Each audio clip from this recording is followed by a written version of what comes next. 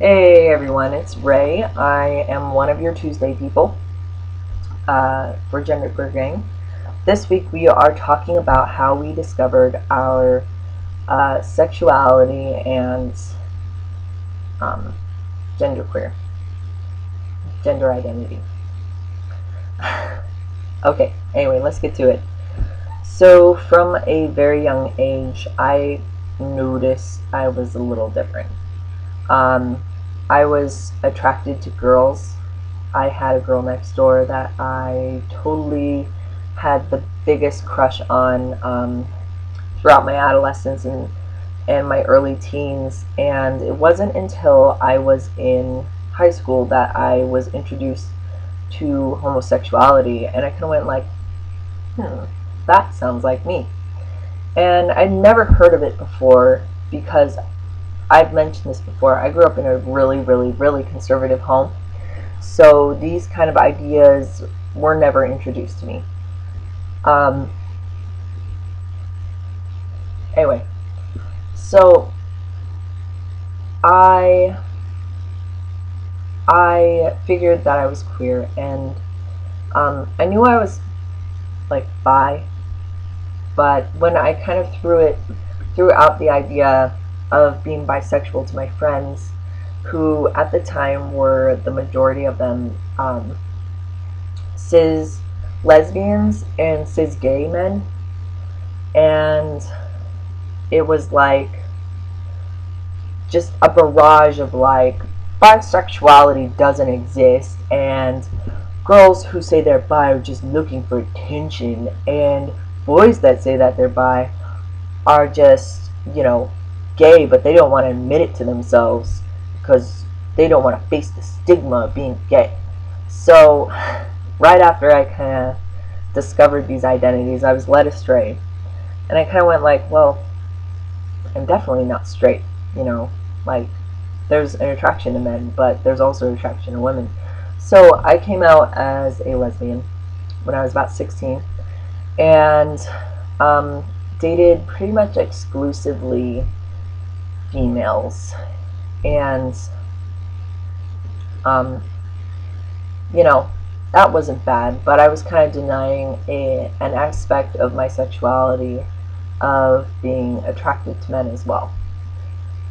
When I got to my, let's see, second quarter of college, I met my current partner, who is a cis man, and I kind of was like, yeah, I think I'm bi.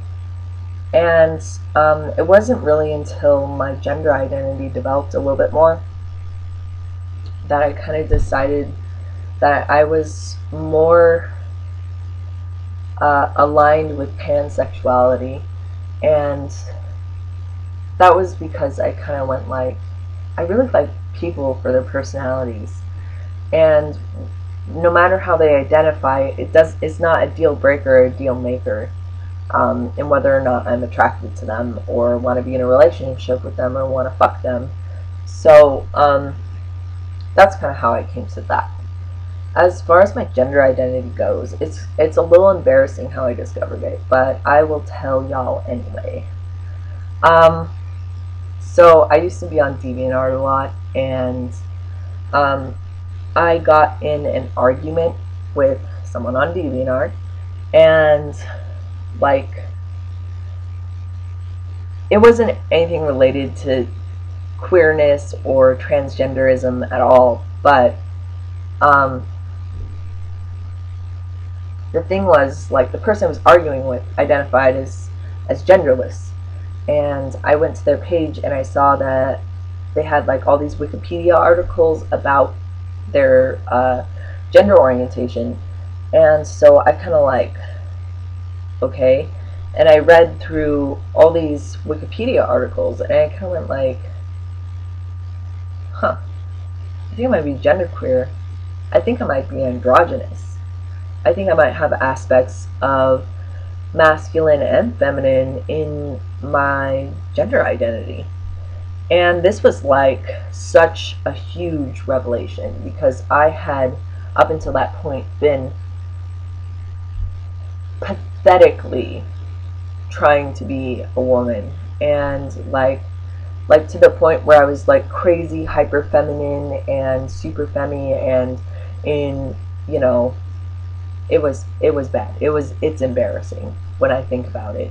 The things I did to be a woman. But regardless, um, sorry, I'm just like thinking about it. I'm just like so stupid. I wish I wish I would have bothered looking stuff up or sooner. But anyway,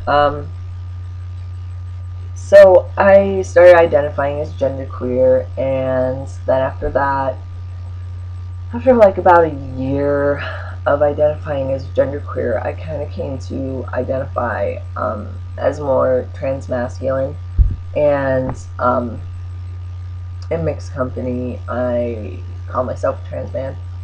But amongst other trans people, I usually just say like a trans masculine genderqueer or a genderqueer trans man. But that's kind of how I discovered those things. So yeah, tune in next week. Check out Dre's video. He should be posting today as well. And I'll see y'all later.